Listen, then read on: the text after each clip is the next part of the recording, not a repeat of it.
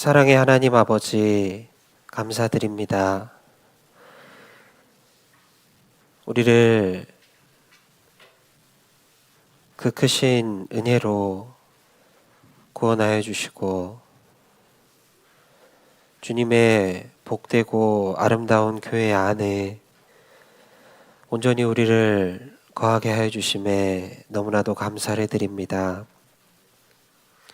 우리가 주님의 교회 안에서 주님의 모든 충만한 것을 공급받으며 살아가고 있습니다. 주님 오시는 그날까지 주님의 교회를 떠나지 아니하고 교회 안에서 주님의 보호와 양육을 받으며 끝까지 그리스도의 분량까지 온전해질 수 있도록 함께해 주시기를 부탁을 드립니다. 주의 날을 맞이하여 말씀과 교제로서 주님을 섬기고 또 배워나가는 시간을 갖습니다. 온전히 각 사람에게 필요한 은혜로서 공급하여 주시고 서로를 사랑하며 위하여 기도할 수 있게 하여 주십시오. 혹여나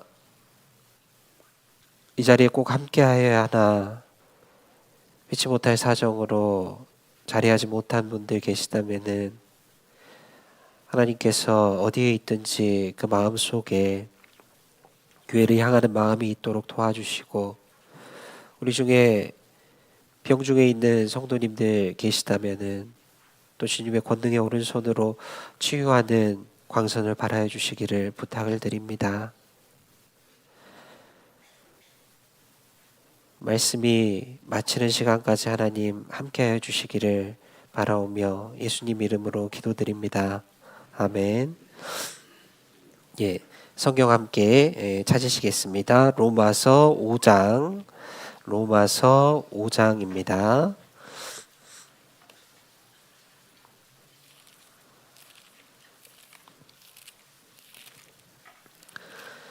로마서 5장 20절 21절입니다. 로마서 5장 20절 21절 말씀입니다. 로마서 5장 20절 21절 말씀.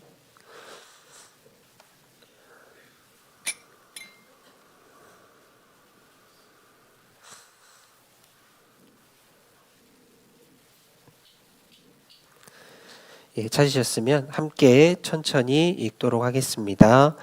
율법이 가입한 것은 범죄를 더하게 하려 함이라. 그러나 죄가 더한 곳에 은혜가 더욱 넘쳤나니 이는 죄가 사망 안에서 왕노릇한 것 같이 은혜도 또한 의로 말미암아 왕노릇하여 우리 주 예수 그리스도로 말미암아 영생에 이르게 하려 함이니라. 예, 다시 인사드리겠습니다. 안녕하십니까? 예, 저는 2000년 12월 24일에 광주교회에서 구원을 받고 지금은 영광교회에서 신앙생활하고 있는 이호주 형제라고 합니다. 이게 광양이잖아요. 영광이 좀 헷갈리는 것 같습니다. 아무튼 저는 영광에서 이렇게 왔고요. 이렇게 교제하게 돼서 너무나 반갑습니다. 제가 좀 이렇게 처음 딱 목소리 들으셨을 때 좀 뭔가 이상한데라고 생각하셨을 것 같은데, 제가 좀 이 알러지 비염이 있습니다. 그래가지고 조금 이제 코 막히는 소리가 날 수 있는데 좀 너그러운 마음으로 좀 양해를 부탁을 좀 드리도록 하겠습니다. 예, 오늘 이 본문의 말씀을 제가 다시 한번 읽도록 하겠습니다. 율법이 가입한 것은 범죄를 더하게 하려 함이라. 그러나 죄가 더한 곳에 은혜가 더욱 넘쳤나니 이는 죄가 사망 안에서 왕노릇한 것 같이 은혜도 또한 의로 말미암아 왕노릇하여 우리 주 예수 그리스도로 말미암아 영생에 이르게 하려 함이니라. 이 오늘 본문의 말씀을 연관 지어가지고 우리가 신앙생활 중에서 우리에게 이 힘을 내서 신앙생활을 하게 할 수 있는 것, 무엇으로 우리가 힘을 얻어서 신앙생활을 하느냐, 그것에 대해서 좀 생각을 해보면 좋겠습니다. 우리가 말씀 시간에 특히나 이제 전도 집회 때 많이 배우는 것처럼 이제는 우리가 이 주인이 바뀌게 됐습니다.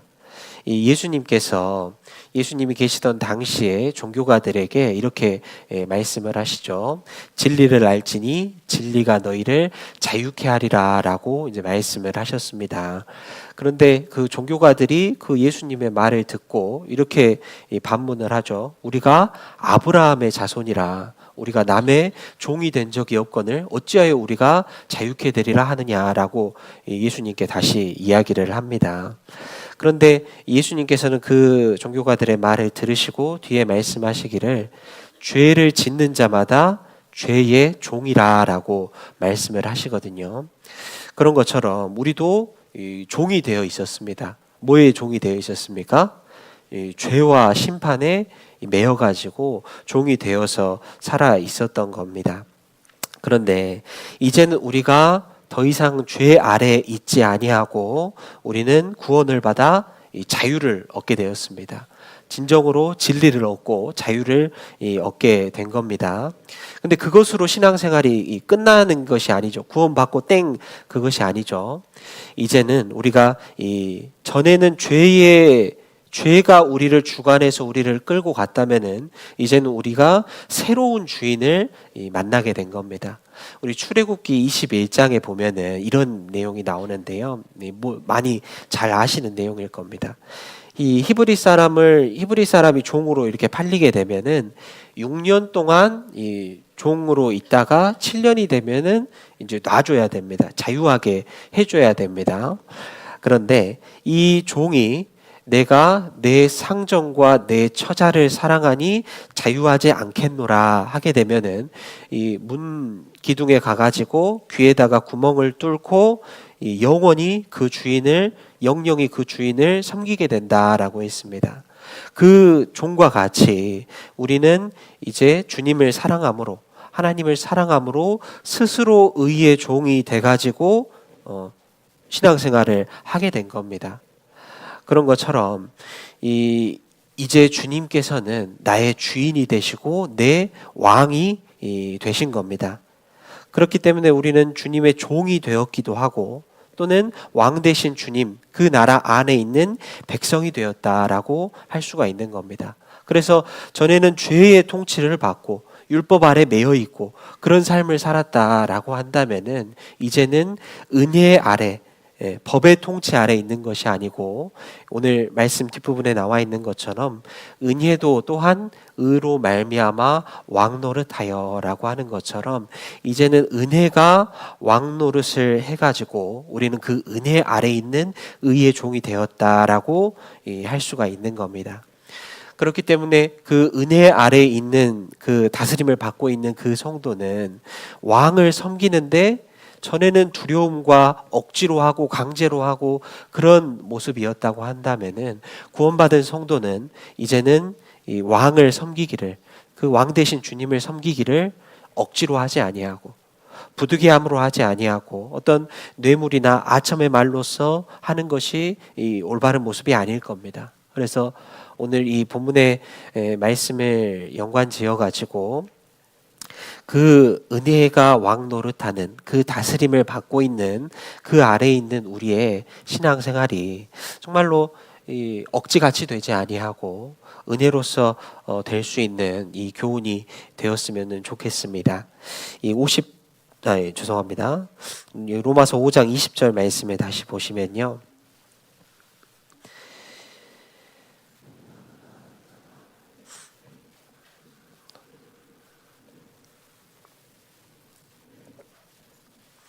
율법이 가입한 것은 범죄를 더하게 하려 함이라. 그러나 죄가 더한 곳에 은혜가 더욱 넘쳤나니라고 하는데요. 우리가 이 은혜로 구원을 받았습니다. 그런데 먼저는 우리가 은혜를 은혜로 제대로 알기 위해서는 실은 이 율법이라는 것이 필요합니다. 여기에 율법이 가입한 것은 이라고 했죠. 가입이라는 것은 원래는 없던 것이 더해져서 들어오게 된 겁니다. 그러니까 전에는 내 마음에 대해서 몰랐습니다. 그런데 내 마음속에 성경을 통해서 율법이 들어오게 되니까 내 마음에 있는 어두운 것들이 다 밝혀지게 된 겁니다. 그래서 전에 내가 알고 있던 죄, 그래 이건 죄지라고 인정이 되고 알고 있던 죄는 율법 앞에 서니까 이것이 하나님 앞에 정말 심각한 죄구나 라는 것이 밝혀지게 됩니다. 그리고 또 내가 몰랐던 죄로 여기지도 않았던 그 죄에 대해서는 이것 또한 이 깊은 곳에 감춰져 있고 어두운 곳에 감춰져 있던 어떤 것이라고 할지라도 율법이 들어옴으로 말미암아 밝혀지고 드러나게 돼버린 겁니다. 그래서 그 율법이 내 양심을 찔러 가지고 밝혀지게 되는데 그것으로 인해서 나는 정말 하나님 앞에서 아무것도 할 수 없는 이 죄 앞에서는 무력한 죄인이구나. 지옥에 갈 수밖에 없는 죄인이라는 것이 인정이 되게 되는 겁니다. 그렇게 해야지 구원을 받을 수가 있잖아요. 회개하고 복음을 믿으라 했기 때문에 회개가 이루어지지 않으면 그 뒤에 것은 의미가 없는 거예요. 그래서 우리가 구원을 받게 되었습니다. 그래서 죄가 더한 곳에 은혜가 더욱 넘쳤나니라고 했기 때문에 내 죄를 더 선명하게 알면 알수록 죄가 내 안에서 선명하게 깨달아지면 깨달아질수록 그것을 덮어야 되는 은혜는 더 커지게 되는 겁니다. 그렇기 때문에 죄가 더한 곳에 은혜가 더욱 넘쳤나니라고 한 것처럼 우리는 그 은혜로 말미암아 구원을 얻게 된 겁니다. 그리고 21절 이는 죄가 사망 안에서 왕노릇한 것 같이 은혜도 또한 의로 말미암아 왕노릇하여 우리 주 예수 그리스도로 말미암아 영생에 이르게 하려 함이니라라고 했습니다. 여기 보면은 죄가 사망 안에서 왕노릇을 했다라고 했죠.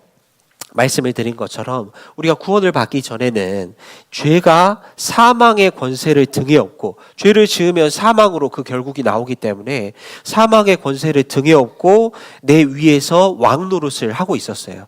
그렇기 때문에 우리가 구원을 받기 전에는 이 죄를 지으면 심각한 죄를 지으면 양심의 가책을 받기도 하죠.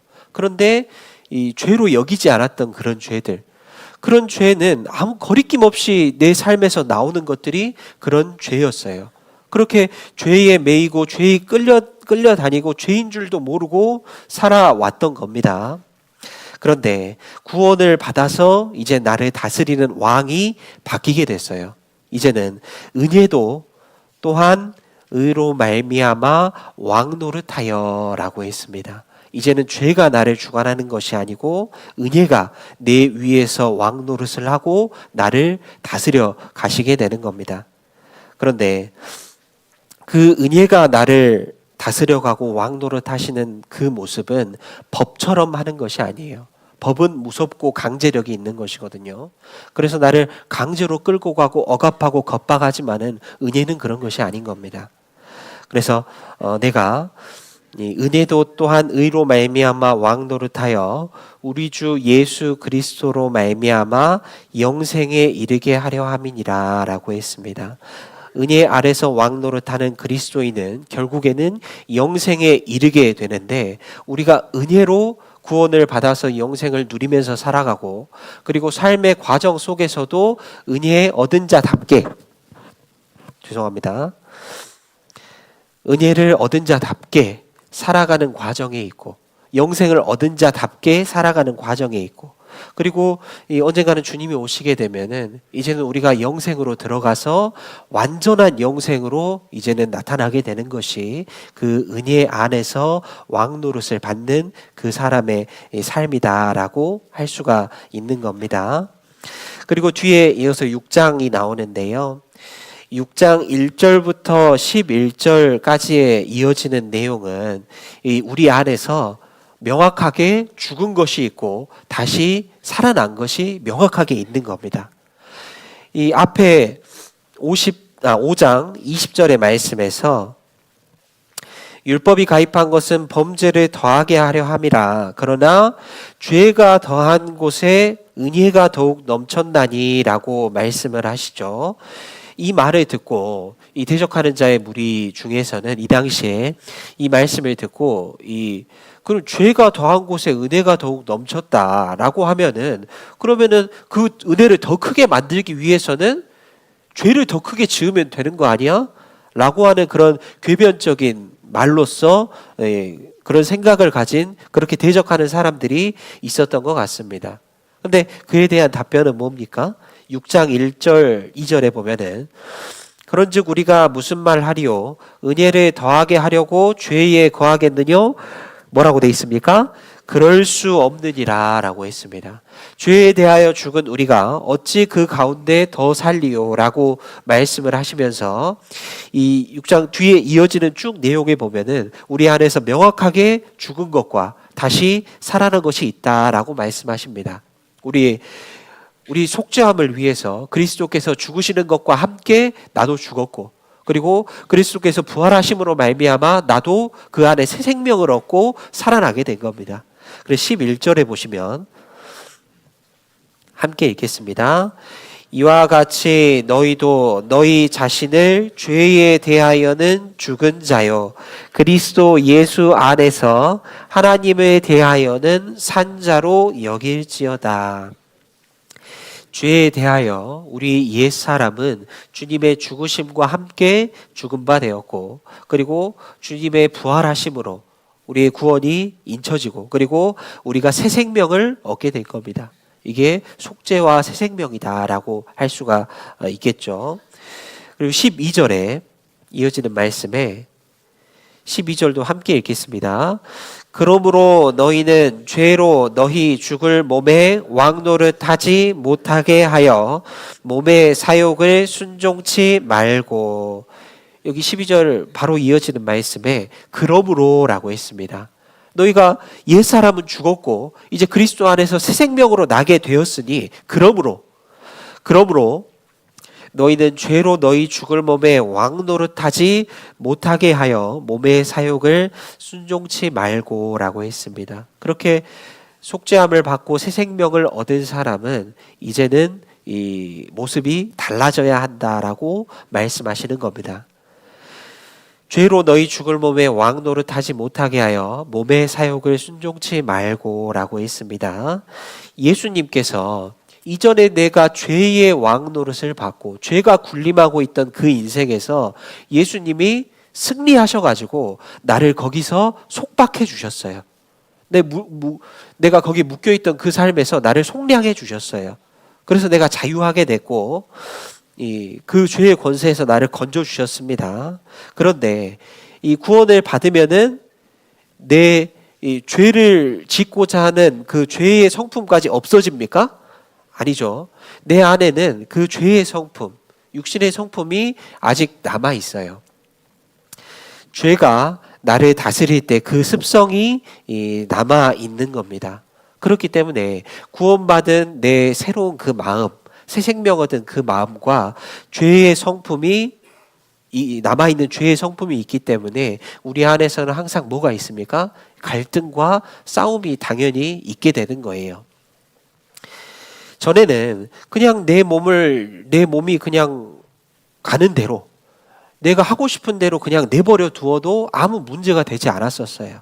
그래서 죄를 거리낌 없이 지었던 겁니다. 그런데 이제는 내 안에 다른 새로운 왕이 오셨잖아요. 그렇기 때문에 이제는 갈등이 생기는 겁니다. 반드시 싸움이 있어야만 하는 거예요. 그리고 그 싸움 가운데 우리는 반드시 싸움을 해야만 하는 겁니다. 그런데 그 싸움을 싸우지 않고 그냥 그 전에 있던 그 모습 그대로 내어보낸다. 그냥 그대로 하도록 내버려 둔다라고 한다면은 구원은 받았다 할지라도 구원받기 전의 모습과 같이 그대로 되어버릴 수도 있는 겁니다. 그렇기 때문에 우리는 그 갈등에서 반드시 싸움을 해 나가야 하는 겁니다. 그리고 13절 이어서 보시겠습니다.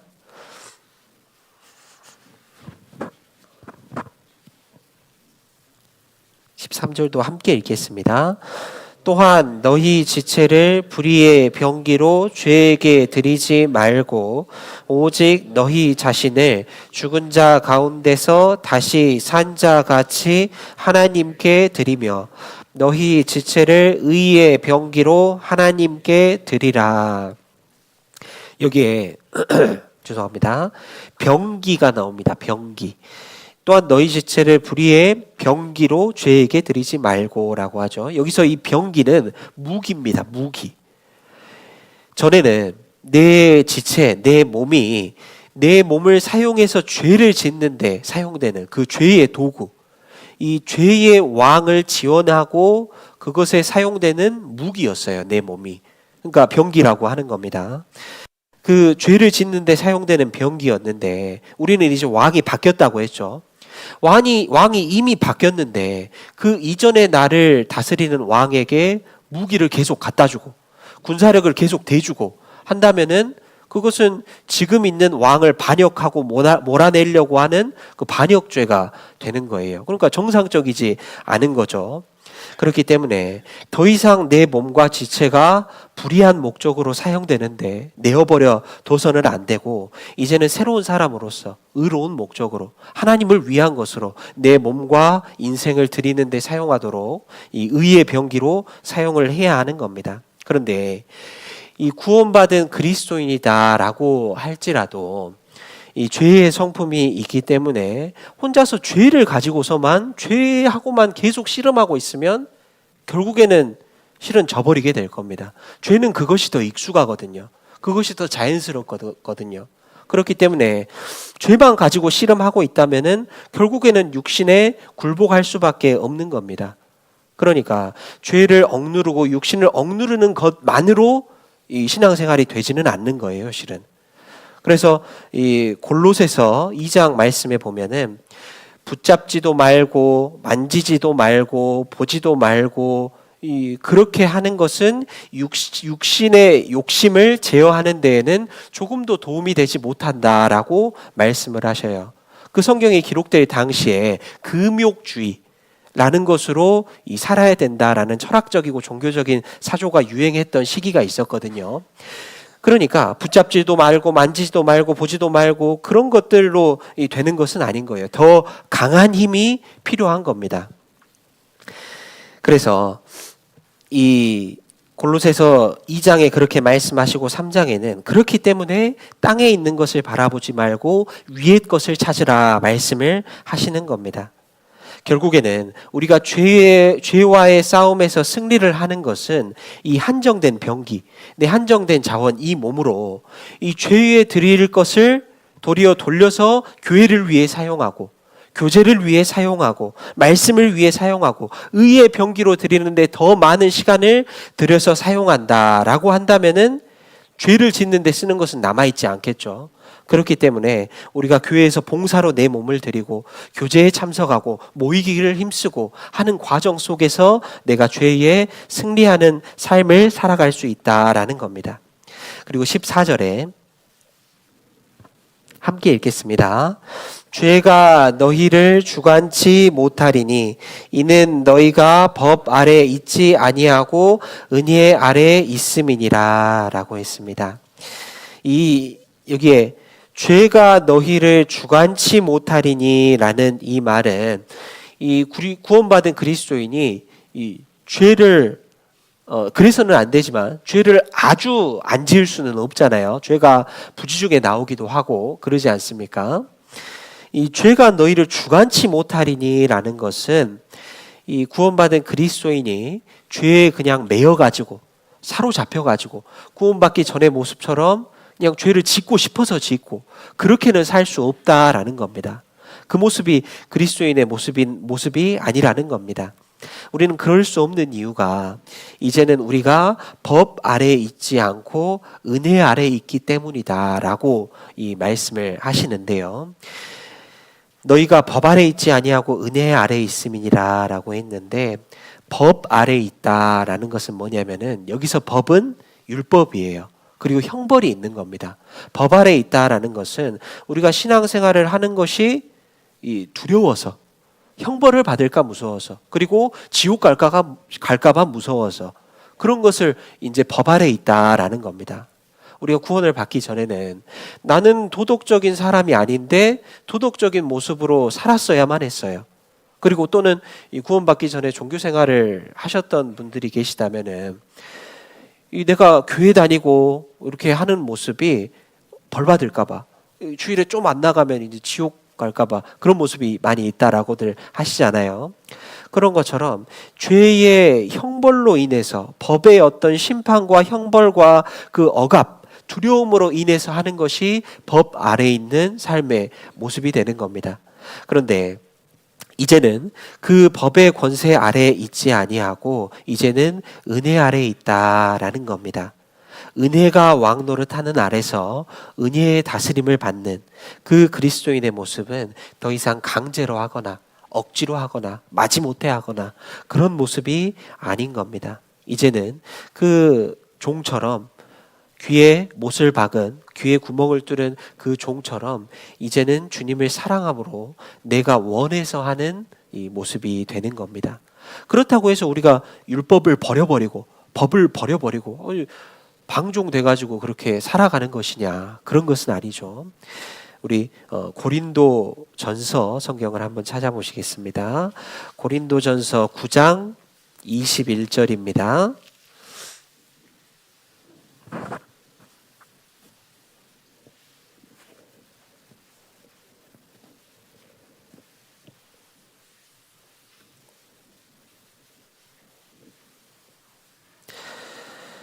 고린도전서 9장 21절입니다.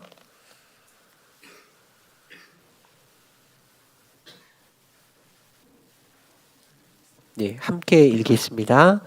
율법 없는 자에게는 내가 하나님께는 율법 없는 자가 아니요 도리어 그리스도의 율법 아래 있는 자나 율법 없는 자와 같이 된 것은 율법 없는 자들을 얻고자 함이라. 여기 보면은 이 율법 없는 자에게는 내가 하나님께는 율법 없는 자가 아니요 도리어 그리스도의 율법 아래에 있는 자나라고 했습니다. 이 그리스도인은 율법을 버린 사람들이 아닙니다. 우리가 율법으로 구원받는 게 아니고 은혜로 구원받는 거잖아라고 해가지고 율법을 무시하고 그런 것이 아닙니다. 이 그리스도인은 이제 그리스도의 율법을 가지게 됐습니다. 이제는 하나님을 사랑함으로, 전에는 이 율법을 지킬래야 지킬 수 있었습니까? 없었습니까? 지킬 수 없었어요. 그런데 이제는 이 율법을 지킬 수 있게 된 겁니다. 그리스도의 율법을 가지고 주님을 사랑함으로 그 율법을 지켜나가고자 하는 것이 우리의 이 마음이 되는 겁니다. 그래서 우리는 오히려 그리스도의 율법으로, 주님 주신 그 구약의 율법보다 더 차원이 높은 것으로 주님을 섬기고자 하는 것이 우리들의 이 마음이 되는 겁니다. 그래서 갈라디아서 5장입니다.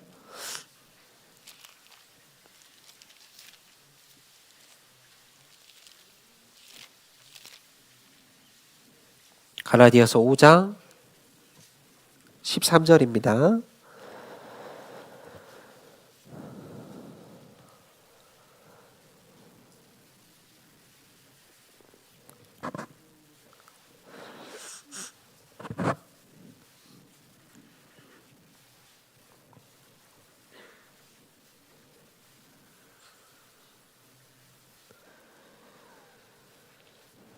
오 장 13절 14절입니다. 함께 읽겠습니다. 형제들아 너희가 자유를 위하여 부르심을 입었으나 그러나 그 자유로 육체의 기회를 삼지 말고 오직 사랑으로 서로 종노릇하라. 온 율법은 내 이웃 사랑하기를 내 몸같이 하라 하신 한 말씀에 이루었나니. 말씀처럼 우리 속에는 오히려 서로 종노릇하고자 하는 마음이 있습니다. 우리가 자유하게 하는 온전한 율법을 들여다보고 있는 자다라고 했는데, 우리는 이 자유를 위하여 부르심을 입었고, 그리고 주님의 말씀에 순종하는 것이 우리 마음에 실은 자유를 얻게 되는 겁니다. 우리가 말씀에 순종치 아니하고 율법을 버려버리고 내 마음대로 산다라고 한다면은 그리스도인의 양심이 불편합니까? 편안합니까? 불편하죠. 그러니까 더 자유를 누리지 못하는 겁니다. 그런데 우리가 도리어 정말 그 자유를 가지고 마음껏 주님께 드려버리고 마음껏 주님을 위해서 살아버리고 하게 되면 오히려 내 마음에 자유가 있는 겁니다. 그래서 사랑으로 서로 오히려 종노릇을 하게 되는 겁니다. 그리고 온 율법은 내 이웃 사랑하기를 내 몸같이 하라 하신 한 말씀에 이루었나니라고 하는 말씀처럼 이 율법을 온전히 실행하고자 하는 사람의 마음이 우리들의 마음이다라고 할 수가 있는 겁니다. 그래서 이 시편 116편 12절에 정말 모두가 잘 아시는 말씀에 이런 말씀이 있습니다. 여호와께서 내게 주신 모든 은혜를 무엇으로 보답할꼬라고 했습니다. 이것이 은혜 받은 사람의 온전한 그 정상적인 마음이다라고 할 수가 있는 거죠. 은혜를 받은 사람, 그 은혜의 다스림을 받는 사람의 마음이 우리들의 마음이고, 그 마음이 있기 때문에 우리가 지금 이 자리에 우리들의 마음을 가지고 앉아 있을 수가 있는 겁니다. 이것이 은혜의 다스림을 받고 은혜가 왕 노릇을 하는 그 아래에 있는 사람의 모습이다라고 할 수가 있는데요. 우리 잠언 29장 말씀을 한번 찾아보시겠습니다.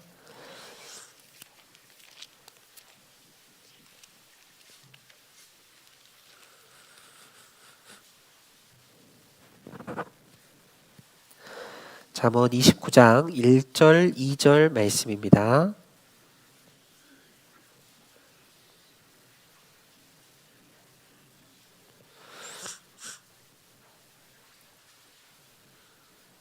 잠언 29장 1절 2절 말씀입니다.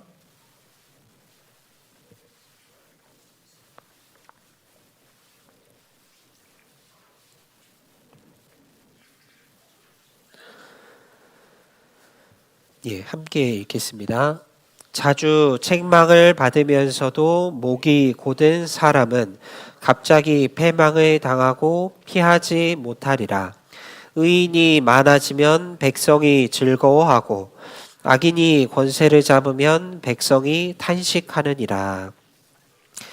이 말씀을 잠언 29장 일부의 좀 말씀을 통해서 왕 되신 하나님께서, 그러니까 하나님께서 은혜로 다스리시는 그 나라 안에 있는 백성의 모습은 어떠한지 좀 생각을 해보면 좋겠습니다. 이 하나님의 나라는 여기 있다 저기 있다 하는 것이 아니요 오직 너희 안에 있느니라 라고 누가복음 17장에 말씀을 하시는데요. 그렇기 때문에 이것은 내가 다스림을 받고 있는 그 내 마음속에 일어나는 일이기도 하고, 어찌 보면 우리 교회 안에서 일어나는 일이다라고도 볼 수도 있을 겁니다. 우리는 은혜의 왕노릇, 그리고 내가 은혜로 다스림을 받는 것이 합당한 신앙생활이다라고 할 수가 있을 겁니다. 1절 2절에 자주 책망을 받으면서도 목이 곧은 사람은 갑자기 패망을 당하고 피하지 못하리라. 의인이 많아지면 백성이 즐거워하고 악인이 권세를 잡으면 백성이 탄식하느니라 라고 했습니다. 이 한 나라 안에는 여러 부류의 이 사람들이 있을 겁니다. 그 나라 안에는 이 여러 부류의 사람이 있는데 그 속에는 왕의 훈계와 다스림 그리고 규율에 잘 따르고 순종하는 사람이 있을 겁니다. 그리고 또 반대로 아무리 경고를 주고 책망을 하고 이렇게 벌을 주어도 돌이키지 않는 사람도 실은 분명히 있을 거예요. 그 안에. 그 사람은 결국에는 그 목이 곧은 사람은 자주 책망을 받으면서도 돌이키지 않기 때문에 결국에는 이 심판을 패망을 당하고 피하지 못하게 될 겁니다. 이 왕의 다스림에 순복하고 그리고 책망을 달게 받고 그렇게 순종하는 사람은 내 마음속에 순종하는 마음이다, 의인이다라고 할 수가 있을 겁니다. 2절 말씀에 의인이 많아지면 백성이 즐거워하고라고 했죠. 그러니까 내 마음속에 그런 하나님께 순종하고자 하고 순히 따르고 그런 마음이 많아진다라고 하면은 의인이 많아지면 백성이 즐거워하고라는 것처럼 내 마음이 평안하고 주님 안에 즐거운 생활을 이어갈 수 있을 겁니다. 그런데 반대로 자주 책망을 받으면서도 목이 곧은 사람은 갑자기 패망을 당하고 피하지 못하리라 라고 하는 이 마음처럼 아무리 책망의 말씀이 주어져도 순종하고 돌이킬 줄을 모르고 그리고 계속해서 이 반대되는 마음을 가지고 있는 그 마음이 있다. 그것은 악인과 같은 마음이다라고 할 수가 있겠죠. 2절 말씀 뒷부분에 악인이 권세를 잡으면 백성이 탄식하느니라 라고 했습니다. 만일 그 마음이 내 마음속을 가득 채우고 그 마음이 내 마음속에 주류가 돼가지고 권세를 잡고 있다라고 한다면은 그런 그리스도인의 마음은 그 신앙생활은 정말 근심이 되고 탄식을 하는 내 마음도 탄식할 뿐만 아니라 내 안에 있는 성령께서도 탄식하는 그런 이 모습이 될 겁니다. 내 육신의 성품과 내 판단이 앞서고 그리고 하나님의 말씀과 교회의 방향보다는 어떤 나의 직관, 나의 경험, 그리고 내가 구원받기 전에 그 성품 그런 것들이 내 마음을 채우고 권세를 잡고 있다라고 하면은 당장은 그냥 내가 원하는 대로 할 수 있으니까 그냥 그렇게 직성이 풀리고 하겠지만은 결국에는 내 마음 안에서 그리고 교회 안에서 평강은 깨지게 될 겁니다. 의인이 많아지면 백성이 즐거워하고 악인이 권세를 잡으면 백성이 탄식하느니라 라고 했습니다. 우리는 처음 구원받을 때는 당연히 악인이 많겠죠. 내 마음속에서 육신의 성품과 나의 이 혈기와 그런 것들이 더 많을 겁니다. 그런데 우리가 이 신앙생활을 해나가면서 의인 그러니까 순종하는 마음이 점점점 많아져야 될 겁니다. 의인이 많아지면 백성이 즐거워하고 라고 했습니다. 그래서 이 의인은 점점 빛나서 원만한 광명에 이르거니와 라는 것처럼 우리가 신앙생활을 하면 할수록 그 마음이 늘어나야지 맞는 겁니다. 예를 들어서 한 나라가 이제 막 생겨났어요. 그러면은 뭐 이렇게 법의 제도나 교통 질서나 치안이나 이런 것들이 불안할 거예요. 그런데 나라가 점점 더 강해지고 돈도 많아지고 하게 되면은 그런 것들이 질서가 잡혀나가고 의식이 바뀌어가겠죠. 그런 것처럼 우리 안에 있는 은혜의 다스림을 받는 그 주님의 나라도 계속해서 질서가 잡히고 주님께 순종하는 방향으로 백성이 즐거워하도록 나아가야 될 겁니다. 그것이 정상적인 신앙의 모습일 겁니다. 그리고 3절 말씀 함께 읽겠습니다. 지혜를 사모하는 자는 아비를 즐겁게 하여도 창기를 사귀는 자는 재물을 없이 하느니라. 지혜를 사모하는 자는 아비를 즐겁게 하여도 아버지를 즐겁게 하죠. 그런데 창기를 사귀는 자는 재물을 없이 하느니라. 이런 자녀가 있다면 부모를 근심케 할 겁니다. 만일 우리 교회 안에 자녀분들 많이 두고 계시죠. 우리 자녀가 정말 그 공부에도 관심이 많고 교회에도 항상 열심히 나오려고 하고 어른들한테 인사도 잘하고 하면은 기분이 좋습니까? 기분이 나쁩니까? 기분이 좋죠. 그런 자녀가 있으면 당연히. 그런데 만일 어떤 자녀가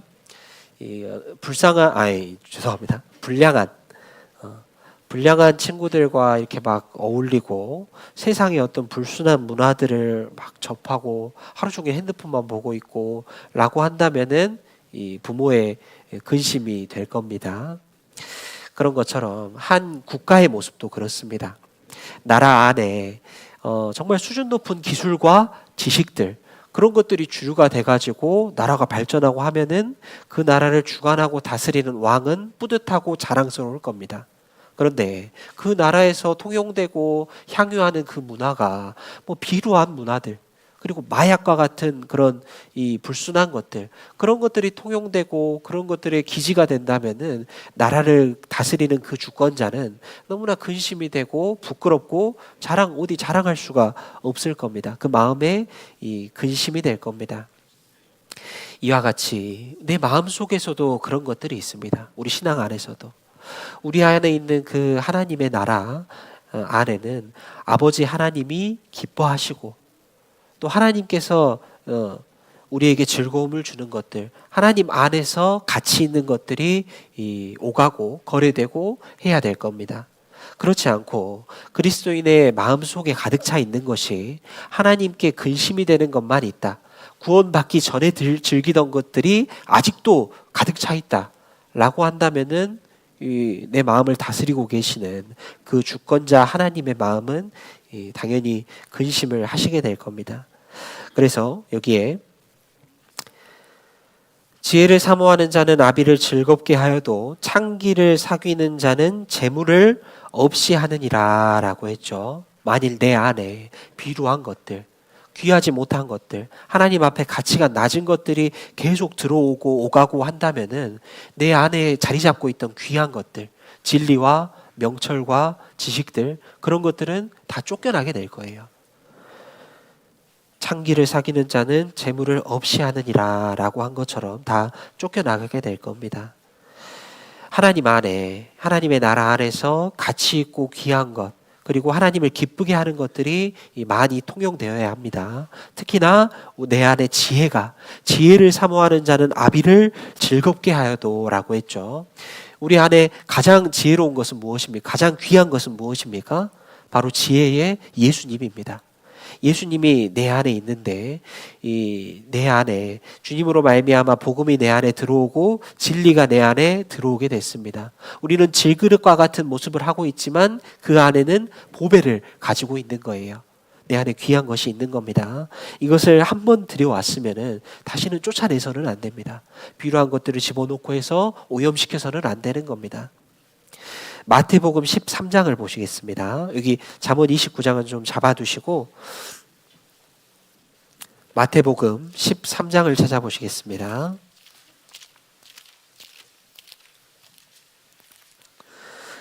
마태복음 13장 45절 46절입니다.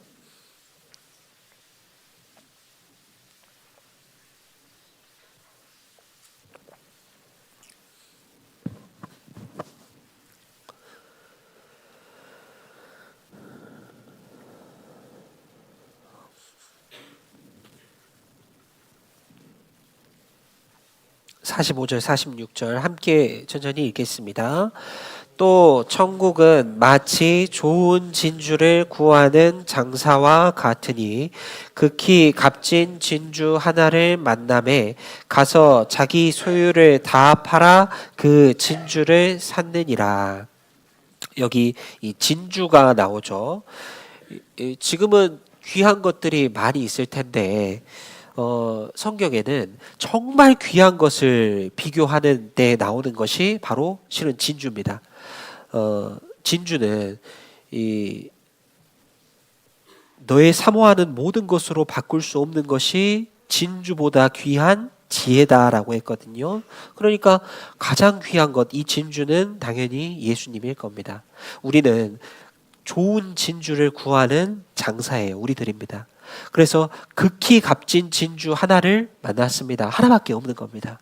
예수님이 내 안에 들어오게 됐는데 극히 값진 진주를 만나서 사들인 그 사람은 자기의 모든 소유를 다 팔아 그 진주를 샀느니라 라고 했죠. 이 모습은 정말 가장 귀한 그리스도께서 내 안에 들어오고 그 진주를 위해서 이제는 내가 가진 모든 것, 나의 힘과 시간과 재물과 내 삶의 모든 것을 들여서 그 진주를 얻고 내보내지 않는 그 모습을 하는 것이 이 진주를 구하는 장사와 같다라고 하는 겁니다.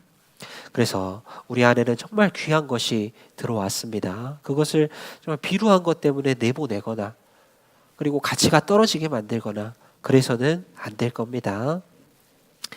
그래서 이 은혜가 왕노릇하는 그 나라 안에는 정말 귀한 것을 제대로 알아보고 그 귀한 것을 귀한 것답게 다루고 그것을 위해 헌신하는 그 사람의 여인이 한 사람 살고 있다라고 합니다. 우리 잡아두었던 잠언 말씀에서 조금 더 넘어가서 잠언 31장을 좀 보시겠습니다.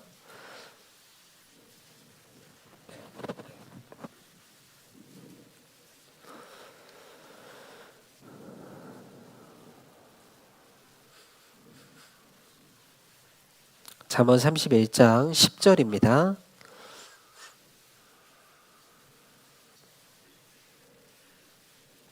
잠언 31장 10절 함께 읽겠습니다. 누가 현숙한 여인을 찾아 얻겠느냐? 그 값은 진주보다 더하니라. 이 현숙한 여인은 그 안에 정말 귀한 것이 있습니다. 그렇기 때문에 그 값은 진주보다 더하니라 라고 했죠. 이 진주보다 더 귀한 것은 당연히 뭐겠어요? 바로 예수님입니다. 예수님이 그 안에 있는 정말 귀한 것이 있는 그 사람은 정말 값진 것을 알아볼 줄 알고, 그래서 이 값지지 않은 것을 골라내고 그 값진 것, 귀한 것을 위해서 살아가고 수고할 수 있는 것이 이 현숙한 여인의 모습인 겁니다. 비단 여성 자매님들의 모습만은 아니겠죠. 구원받은 사람의 마음속에 이러한 것이 있어야 할 겁니다. 그래서 이 모습은 정말 은혜가 왕노릇하는 나라 안에서 정말 귀한 것을 알아볼 줄 알고 하는 사람의 모습이 될 겁니다. 조금 밑으로 내려가서 좀 모습을 살펴보면요. 14절에 이 현숙한 여인은 14절 상고의 배와 같아서 먼 데서 양식을 가져오며, 그리고 16절 밭을 간품하여 사며 그 손으로 번 것을 가지고 포도원을 심으며, 그리고 18절 자기의 무역하는 것이 이로운 줄을 깨닫고 밤에 등불을 끄지 아니하고, 그리고 25절입니다. 능력과 존귀로 옷을 삼고 후일을 웃으며, 그리고 30절 31절은 함께 읽겠습니다. 고운 것도 거짓되고 아름다운 것도 헛되나 오직 여호와를 경외하는 여자는 칭찬을 받을 것이라. 그 손의 열매가 그에게로 돌아갈 것이요 그 행한 일을 인하여 성문에서 칭찬을 받으리라. 이 여인의 모습을 살펴보면 14절에 현숙한 여인은 상고의 배와 같아서 먼 데서 양식을 가져오며 라고 했습니다. 여기 상고의 배라는 것은 이 상인의 배입니다. 상선입니다. 상선. 우리가 예를 들어서 이 광양에도 항구가 있지요? 있습니까? 예. 만약 광양에서 항구에서 출발을 해가지고 상선이 1만 5천 토크 이런 상선이 있다고 해보시죠. 그 상선이 출발을 해가지고 물건을 사러 쭉 가서 목포로 갔다가 와요. 그러면 이게 말이 됩니까? 안 되죠. 멀리 가는 겁니다. 상선이라는 것은 귀한 물건을 싣고 가서 아무리 먼 데까지라도 나아가서 귀한 것을 가져오는 것이 이 상인의 배인 거예요. 그래서 상고의 배와 같아서 먼 데서 양식을 가져오며 라고 했습니다. 이 여인은 상고의 배와 같아서 아무리 먼 데 있는 곳까지라도 가서 귀한 것을 가져오는 겁니다. 귀한 것, 정말 귀한 것이라고 한다면은 먼 데까지 가는 것도 마다하지 않는 것이 이 여인의 모습입니다. 그리고 16절에 밭을 간품하여 사며 그 손으로 번 것을 가지고 포도원을 심으며 라고 했습니다. 간품한다라는 것은, 이 간품이라는 것은 품질이 좋고 나쁨을 따져보는 거예요. 이 여인의 눈과 마음은 어떤 것이 귀한 것인 줄을 알아보고 분별을 할 수가 있는 겁니다. 그래서 정말 귀한 것이다 라고 하면은 그것으로 심고 열매를 맺고자 하는 것이 이 여인의 모습인 겁니다.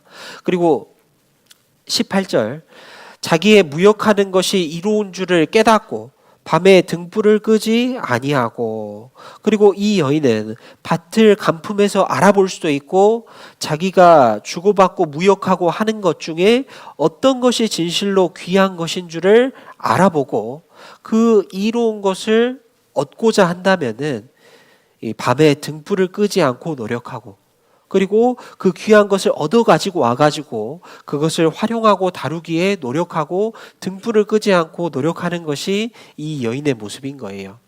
그리고 이 여인은 여성이죠. 그렇기 때문에 이 여인은 정말 아름다운 것으로 치장하고 귀한 옷을 입고 그리고 아름다운 옷을 입어서 보이기를 보이고 싶어하는 본성이 있을 겁니다. 그런데 그럼에도 불구하고 그런 것으로 옷을 삼는 것이 아니고 25절에 능력과 존귀로 옷을 삼고 후일을 웃으며 라고 했습니다. 그런데 이 여인이 가장 가치 있게 여기는 그 의복, 옷은 바로 능력과 존귀입니다. 능력과 존귀를 가지신 것은 바로 예수님입니다. 그리고 고운 것도 거짓되고 아름다운 것도 헛되나 라고 했어요. 이 여인은 주님 앞에 갔을 때, 훗날 성문 앞에 갔을 때 어떤 것이 정말 자신의 귀한 의복이 될 것인가 라는 것을 간품하여 볼 수 있는 겁니다. 그래서 능력과 존귀로 옷을 삼고 여호와를 경외하는 것으로 옷을 삼는 것이 이 여인의 모습인 거예요. 이 여인은 정말 하나님을 경외하고 하나님께 받은 은혜로 말미암아 하나님을 기쁘게 할 줄을 알고 또 칭찬을 받는 것이 이 여인의 모습이 되는 겁니다. 상고의 배와 같이 먼 데서 양식을 가져온다라는 것은, 이 양식이라는 것은 우리가 얻는 것이죠. 먹고 힘을 내는 것이고 우리에게 도움이 되는 겁니다. 우리의 말씀에 빗대어서 우리가 교훈을 받을 수도 있을 겁니다. 먼 데서 양식을 가져온다라고 하는데, 상고의 배처럼 귀한 것을 구할 때까지는 돌아오지 않는 것과 같이 우리가 정말 믿음 안에서 귀한 것, 말씀 속에서 귀한 것을 얻고자 하면은 우리가 말씀을 읽기를 정말 먼 데까지 가서, 얻을 때까지 가서 돌아오는 것처럼 말씀을 이렇게 그냥 대충대충 봐서는 귀한 것을 얻을 수 없을 거예요. 정말 이 말씀이 귀하고 우리에게 양식이 될 수 있다라고 한다면은 깊은 곳까지 가서 양식을 가져올 수가 있어야 되는 겁니다. 그것이 귀한 것인 겁니다. 그리고 밭을 간품하여 사며 그 손으로 번 것을 가지고 포도원을 심으며 라고 했습니다.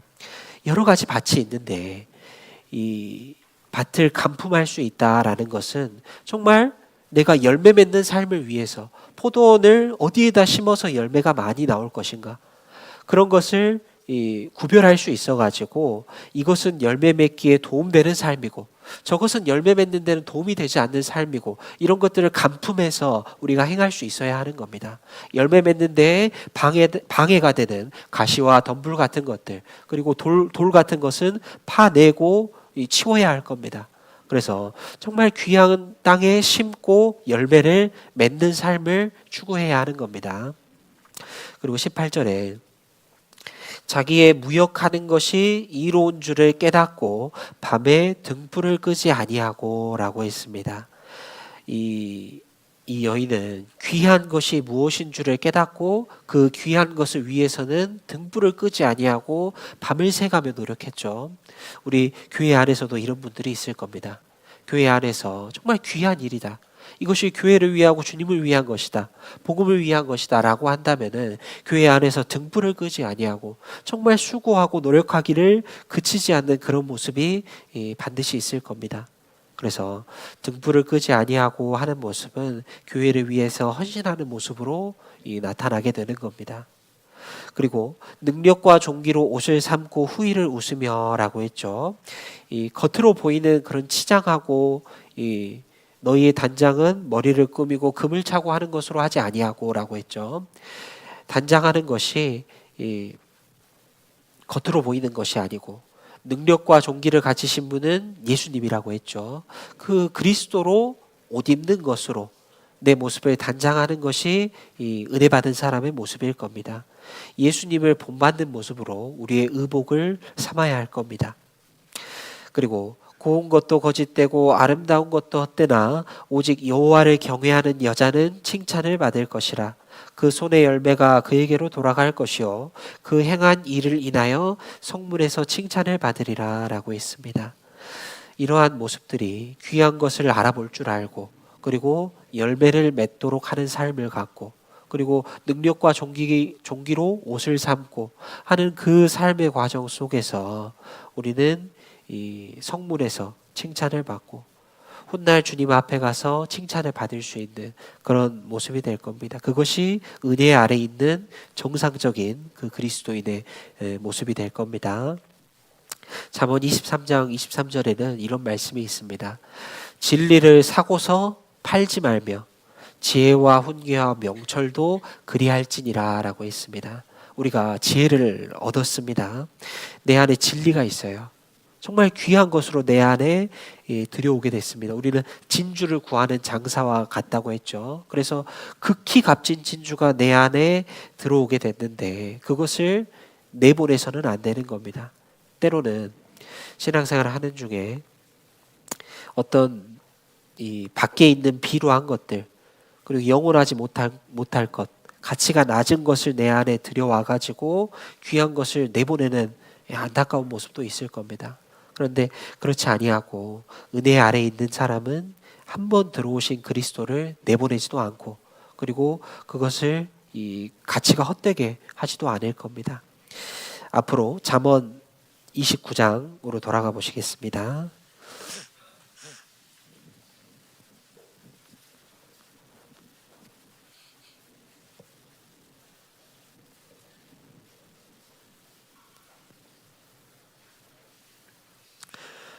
(4절부터) (6절입니다)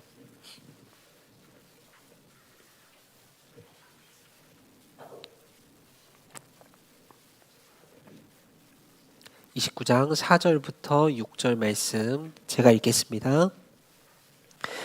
왕은 공의로 나라를 경고케 하나 뇌물을 억지로 내게 하는 자는 나라를 멸망시키느니라.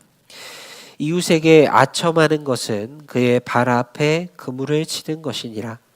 악인의 범죄하는 것은 스스로 올무가 되게 하는 것이나 의인은 노래하고 기뻐하느니라. 이 하나님의 나라는 그리고 은혜 받은 자는 억지로 하지도 않고 뇌물을 드리는 것도 아니고 아첨을 하는 것도 아닙니다.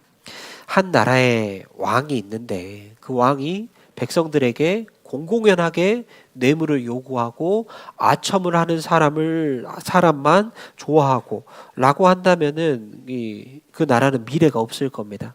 그런데 하나님의 나라는 그런 곳이 아니죠. 먼저 왕은 공의로 나라를 경고케 하나라고 했습니다. 시편 말씀에 의와 공의가 주의 보좌의 기초라라고 말씀하셨습니다.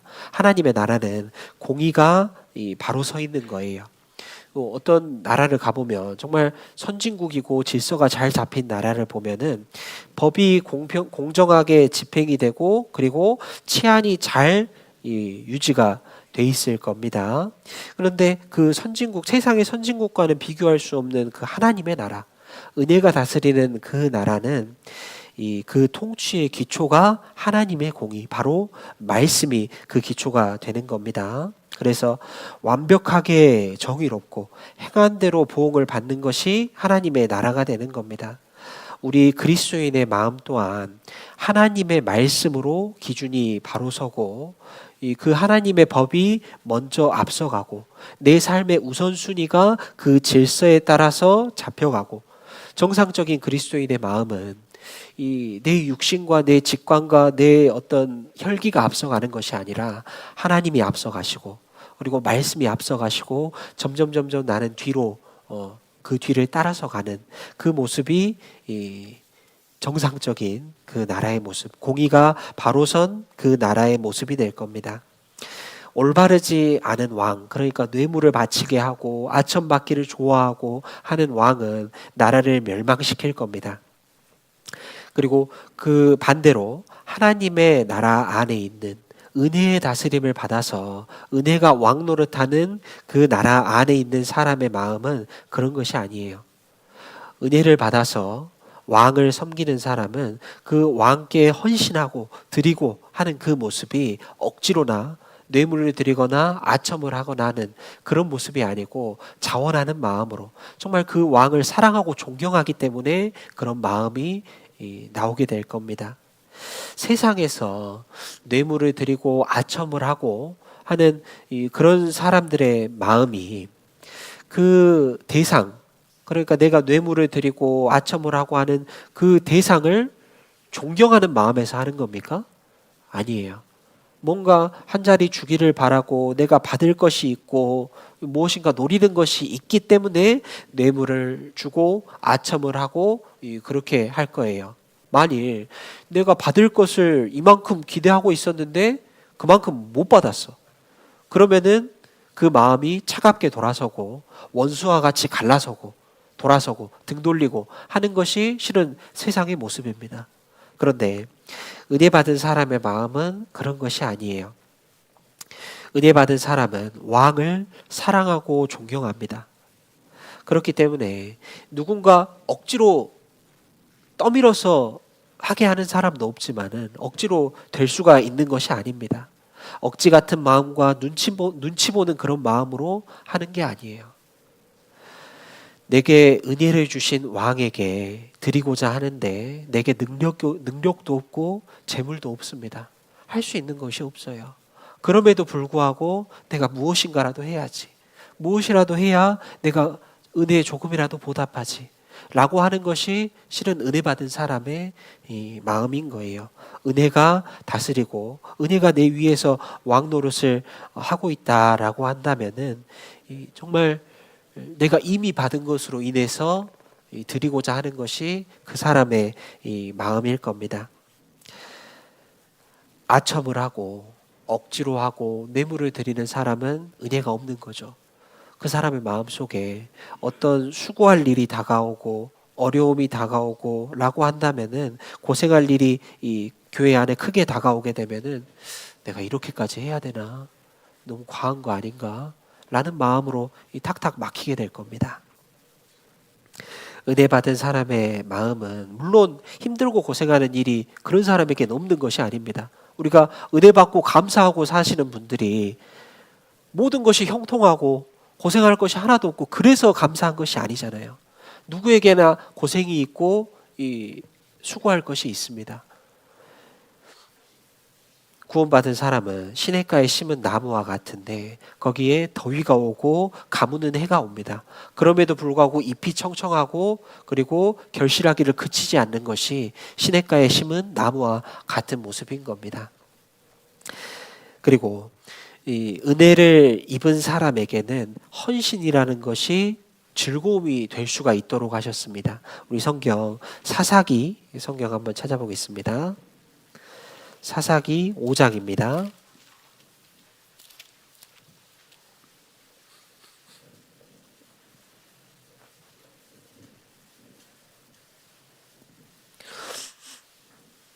사사기 5장 2절 구약성경 367쪽 정도에 있습니다. 사사기 5장 2절입니다.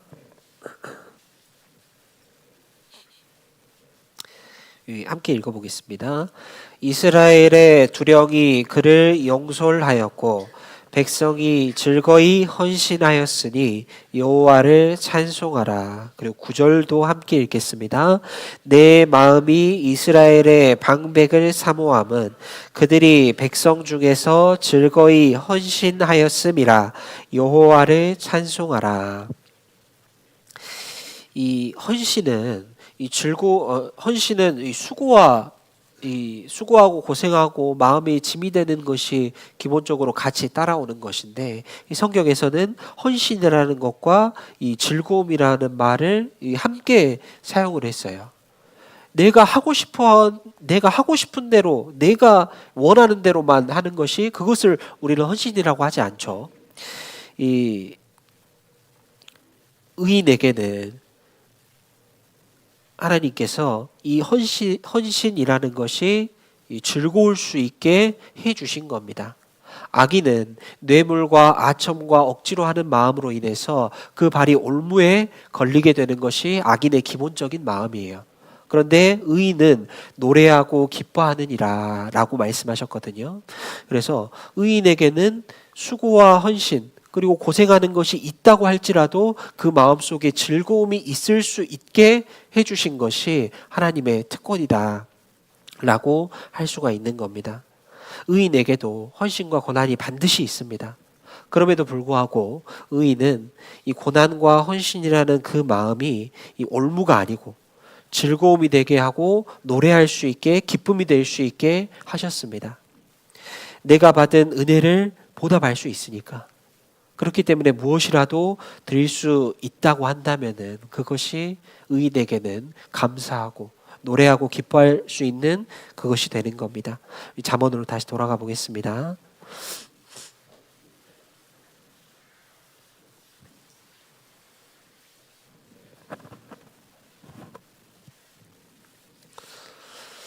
29장 7절입니다.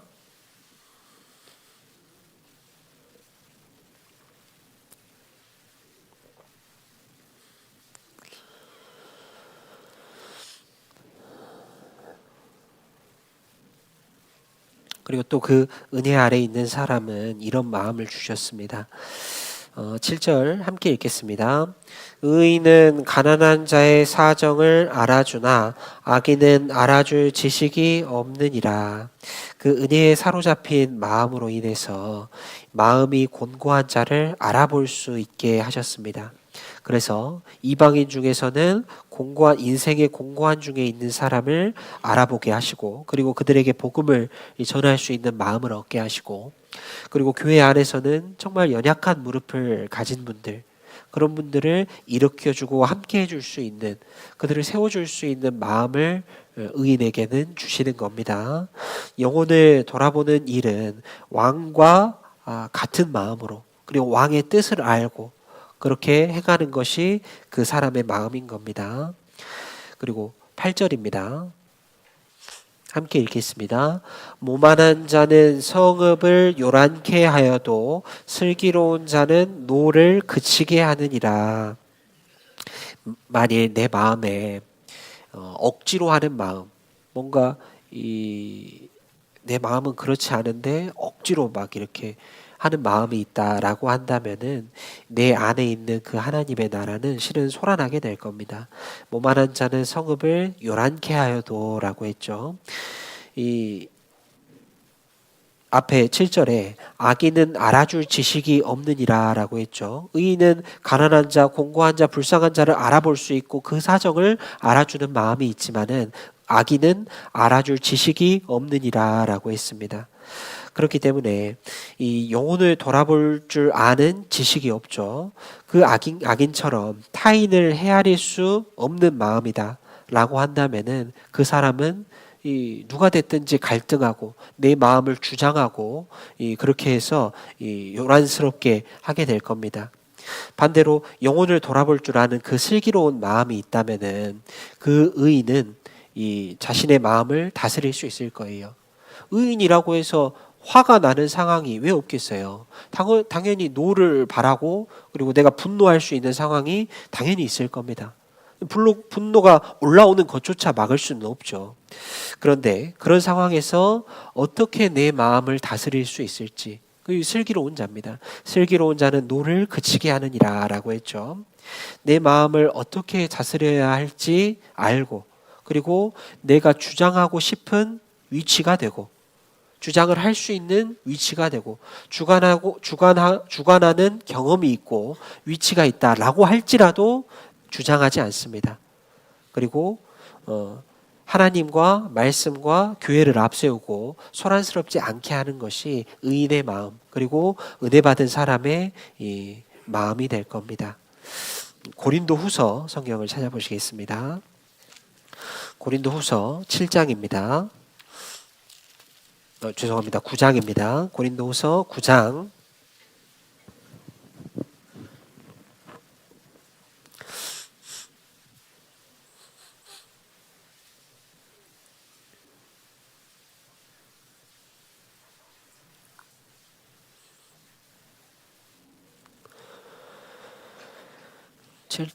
9장 7절입니다. 함께 읽겠습니다. 각각 그 마음에 정한 대로 할 것이요 인색함으로나 억지로 하지 말지니 하나님은 즐겨내는 자를 사랑하시느니라. 우리가 교회 안에서 항상 수고하고 애쓰고 계시고 그리고 앞으로도 수고하고 애쓸 일이 많이 있을 겁니다. 어느 교회가 됐든지. 여기에 이제 억지로 하지 말지니라고 했는데 이것은 그렇게 일부러 고생할 필요 없어. 고생할 필요 없어. 이런 말은 아니죠. 우리가 교회 안에서 힘쓰고 고생할 일이 많이 있는데 그것은 실은 꼭 필요한 겁니다. 그리고 또 그렇게 정말 마음과 힘을 다해서 수고해 주시고 희생해 주신 분들이 있기 때문에 전국의 모든 교회와 우리 광양교회도 그렇고 우리 교회가 이렇게 발전을 할 수가 있었을 겁니다. 우리 교회는 전국적으로도 많이 성장을 했습니다.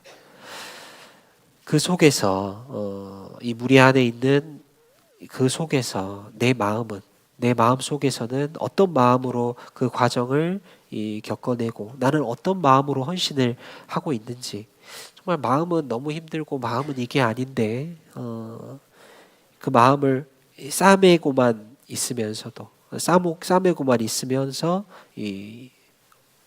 어떻게 보면은 쥐어 짜내면서 이렇게 하고 있지는 않은지 그럴 때가 다들 있지 않습니까? 그렇지만은 않는지 좀 생각을 해보면 좋겠습니다.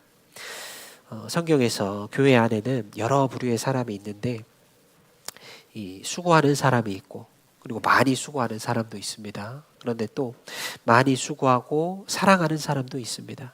또 사랑을 받는 사람도 있습니다. 하나님은 즐겨내는 자를 사랑하신다라고 하시는데 이 하나님 앞에 가서 칭찬과 영광이 되는 것은 물론이고 그러니까 천국에 가서 우리가 상을 받는 것은 물론이고 약속하신 거니까 그러면 이 땅에서는 그런 것이 없느냐? 그런 것이 아니죠. 아무리 헌신하고 고생하고 이 고난과 핍박을 겪는다라고 할지라도 의인은 노래하고 기뻐하느니라 라고 하신 말씀처럼 의인에게는 그에 합당한 이 땅에서도 기쁨과 즐거움을 누릴 수 있도록 하는 마음을 주신 겁니다.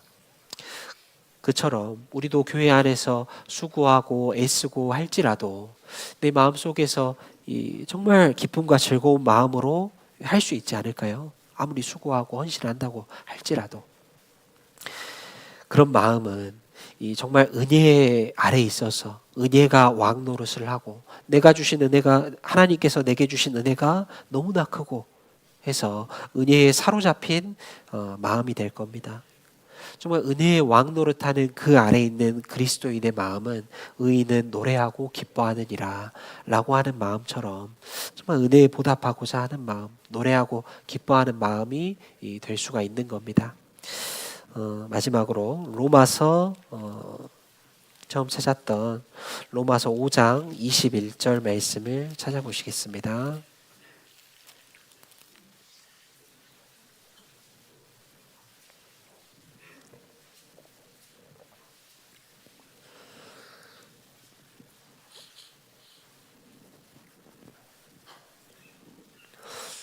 (21절) 함께 읽겠습니다.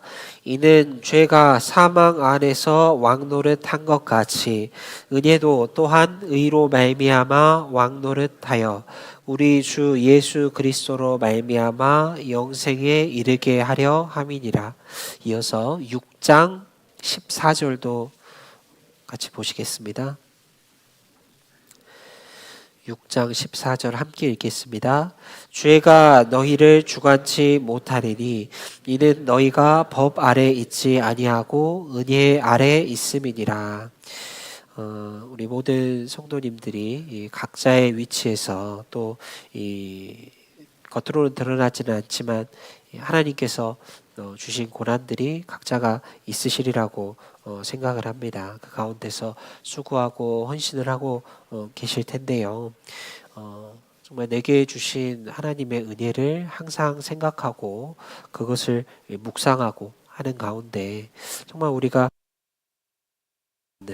은혜가 내 위에 있어서 은혜가 나를 주관해 가시고 하는 모습으로 이 신앙생활을 해갈 수 있다면은 너무나 좋겠습니다. 예, 기도하고 마치겠습니다.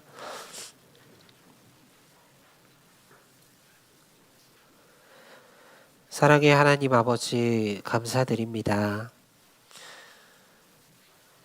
주님의 그 한없는 풍성한 은혜로 말미암아 우리가 구원을 얻고 주님의 교회 안에 들어오게 되었습니다.